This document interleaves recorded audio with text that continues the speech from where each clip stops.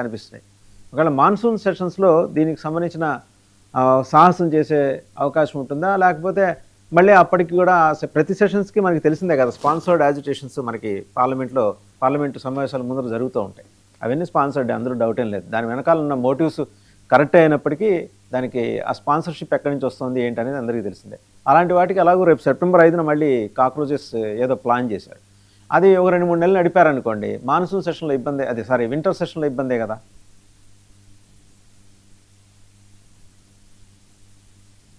మ్యూట్లో ఉన్నారు పాపారావు గారు.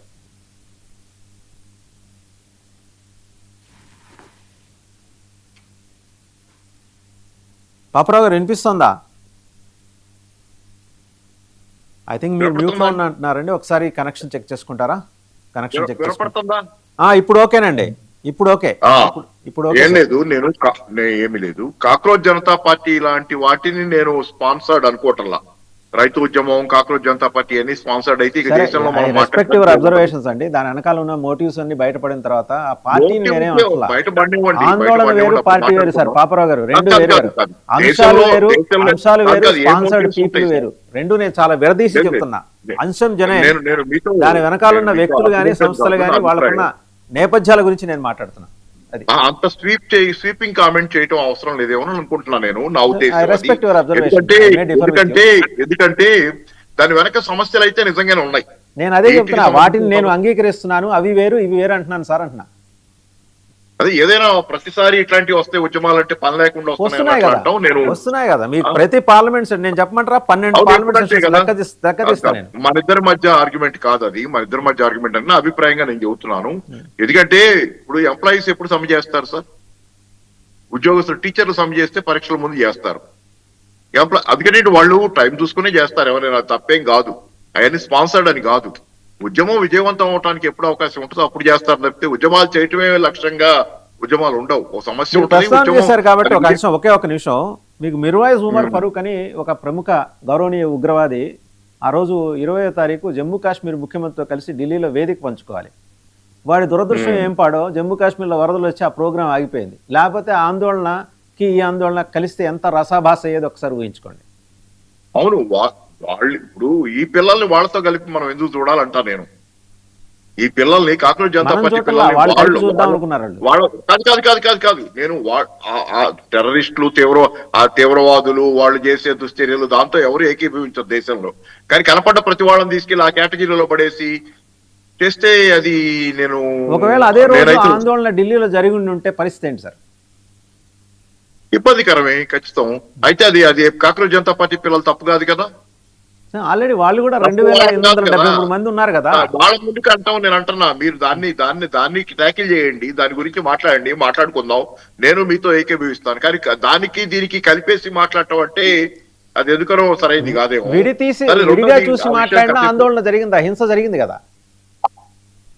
హింస అంటే ఇప్పుడు పోలీసులే కొట్టారని చెప్పి వీడియోలు రకరకాలు వస్తున్నాయి.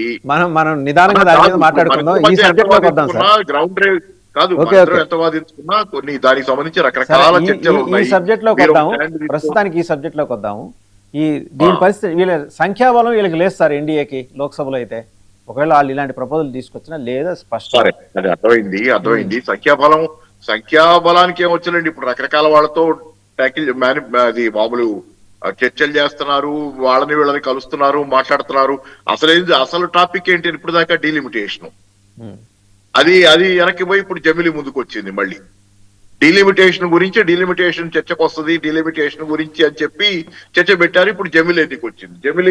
జమిలి వస్తే ఎందుకంటే 22 రాష్ట్రాల్లో వాళ్ళు they are in a position to ఏదైనా చేయగలిగిన స్థితిలో ఉన్నారు కాబట్టి, బలంగా ఉన్నారు కాబట్టి 22 రాష్ట్రాలు ఇదంతా సరే. ఆ రాష్ట్రాల్లో పెడదాం ఎన్నికలు అనేది. మిగతా ప్రతిపక్ష రాష్ట్రాలు ఏది కర్ణాటక, కేరళ, తెలంగాణ ఇట్లాంటి కొన్ని ఉన్నాయి కాబట్టి వాళ్ళు ఎలా వస్తారు, భిన్నాభిప్రాయాలు ఉన్న మెజారిటీ రాష్ట్రాలతో కలుపుకొని పోయేటట్లయితే జమిల్ అనేది ఒక బేసిక్ ట్రెండ్ గా తెస్తే, అన్ని రాష్ట్రాల్లో చేయలేకపోయినా బేసిక్ గా ఎక్కువ మంది దగ్గర తెస్తే విజయవంతమైనట్లని అనుకుంటున్నారు. సరే, కానీ నేను అడిగేది ఒకటే, జమిలి ఎన్నికలు తేవటానికి ప్రభుత్వం చెబుతున్న గాని చర్చలో ఉన్నటువంటి గాని కారణాలు ఏంటి? అసలు జమిలి ఎన్నికలు ఎందుకు? రెండే కదా కారణాలు చెప్పేది. ఒకటి, ఎన్నికల ఖర్చు చాలా అవుతుంది కాబట్టి పదే ఎన్నికలు వస్తే అది లేకుండా ఇలా చేసుకుందాం అనేది ఒకటి. రెండోది, పదే పదే ఎన్నికలు వస్తే ఎన్నికల కోసమే ఆలోచిస్తున్నారు తప్పితే నాయకులు దేశంలో వాళ్ళు చెప్పే అభివృద్ధి గురించి కాకుండా 24 గంటలు ఎన్నికల మెంటాలిటీలో ఉంటున్నాం అనేది రెండోది. ఇదే కదా, ఒకసారి మీరు కన్ఫర్మ్ చేస్తే నాకు కూడా థ్యాంక్ యూ. ఎందుకంటే అదే ఈ రెండు కారణాలు ఖర్చు తగ్గించుకోవటం కోసం అనే ఒక ఆలోచన and security angle, multiple angles ఉన్నాయి ఇందులో. అక్కడికి తరలించడం 2 యాంగిల్స్ చెప్తున్నాను. నిరవధికంగా అభివృద్ధి జరుగుతూ ఉండాలంటే, అభివృద్ధి గనక కొత్తాక ఎన్నికల మూడ్ లో ఉంటే గనక ఎన్నికల కోసం చేసే పనులు చేసుకుంటా పోవటం వల్ల దేశ అభివృద్ధి జరగటం లేదు. కాబట్టి కొద్దాక ఎన్నికల మూడ్ లో కాకుండా ఒకసారి ఎన్నికలు జరిగితే మళ్ళీ 5 ఏళ్ల పాటు ప్రభుత్వం ఒక స్థిమితంగా పనిచేసుకుంటా పోతుంది. ఈ ఎన్నికల గోల్ లేకుండా నెక్స్ట్ ఇయర్ ఎన్నికలు ఉన్నాయి కాబట్టి ఇప్పుడు ఏం చేయాలని ఆలోచించకుండా చేయాల్సిన వాళ్ళు చేయాల్సిన పని అనేది చేసుకుంటా పోతారు. రెండోది, ఎన్నికల ఖర్చు తగ్గుద్ది. 2 కారణాలు ప్రధానమైన కారణాలు. దీనిలో ఒకటి చెబుతాను, ఎన్నికల ఖర్చు. ఎన్నికల ఖర్చులో ప్రభుత్వం ఎంత పెడుతుంది? పోయినసారి లోక్సభ ఎన్నికలకు అయినటువంటి ఖర్చు ఎంత? పోయినసారి ప్రపంచంలో రికార్డు స్థాయిలో ఖర్చు అయింది. దేశవ్యాప్తంగా లోక్సభ ఎన్నికలు పెట్టినప్పుడు ఖర్చు అవుద్ది. ఈసీ ఖర్చు పెడుతుంది కొంత, గవర్నమెంట్ ఖర్చు పెడుతుంది, ఖర్చు అవుద్ది. కానీ దానికంటే ప్రైవేట్ గా అభ్యర్థులు పెట్టిన ఖర్చు ఎంత, గవర్నమెంట్ పెట్టిన ఖర్చు ఎంత? ఒకటే ప్రశ్న. ప్రైవేట్ గా అభ్యర్థులు పెట్టిన ఖర్చు అసలు చెప్పలేనంత. బ్లాక్ మనీ మొత్తం తీసి దొంగ నాయకులు కూడా ఉంటారు కదా, నాయకుల్లో ఎక్కువ మంది రాజకీయ నాయకులు ఎక్కువ దొంగలాగే తయారు, ఎక్కువ దొంగలాగే తయారయ్యారు. ఈ దొంగలంతా పెట్టే ఖర్చు అది ఎక్కువ. ఏది గవర్నమెంట్ ఈసీ పెట్టే ఖర్చు కంటే చాలా ఎక్కువ. దాని గురించి మనకి దిగులేందుకు? ఖర్చు గురించి ఆ డబ్బులు బ్లాక్ మనీ బయటకు వస్తున్నాయి. ఎకానమీలో అది కొంచెం తిరుగుతుంది ఆ డబ్బు.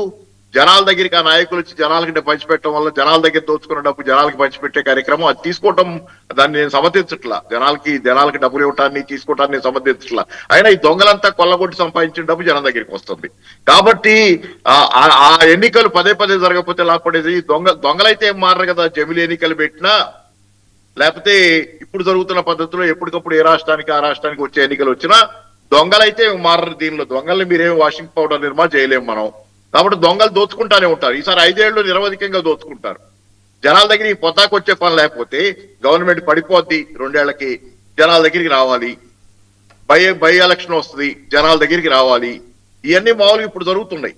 ఈ గనక ఆప్త్యం అవుద్ది, 5 ఏళ్ళు నిరవధికంగా దోచుకోవడానికి ఒక అవకాశం. ఇది ఒకటి చెబుతాను. అందుకని ఎన్నికల ఖర్చు తగ్గుద్ది అనేది ఎన్నికల కమిషన్ గానీ గవర్నమెంట్ పెట్టే ఖర్చుతో పోలిస్తే వీళ్ళు పెట్టే ఖర్చు ఎక్కువ. ఈ దొంగలు పదే పదే ఎన్నికలు వస్తే వీళ్ళకి భయం ఉంటది, జనాల దగ్గరికి రారు. ఒకసారి పోస్టర్ వేయటం చూస్తున్నాం మనం. నియోజకవర్గాల్లో పోస్టర్లు వేస్తుంటారు. ఏమని? మా నాయకుడు కనపడటం లేదు, పలా నాయకుడు కనపడటం లేదని. వాడు ఎప్పుడు రాడు. 5 ఏళ్ళు ఎక్కడికి పోతాడో తెలియదు. ఎన్నికల్లో గెలుస్తాడు, ఎక్కడికో పోతాడు, చక్కబెట్టుకుంటుంటాడు సొంత పనులు.